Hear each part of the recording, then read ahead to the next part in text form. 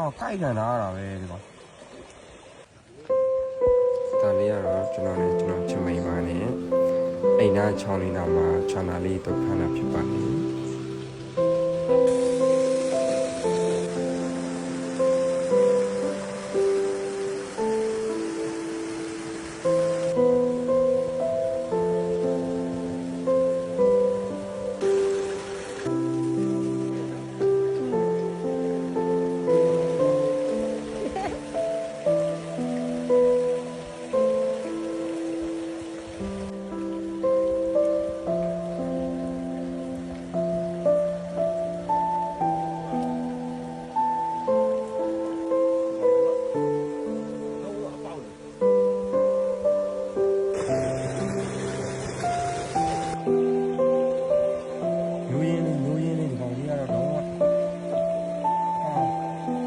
ကာလာရောကိုက်ကန်တာပဲ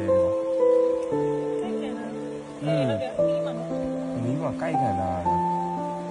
ရတယ်လေအတောင်နီးနေကြည့်နော်တောင်လေးနီးနေပေါ့အကွက်ပြောက်နေတယ်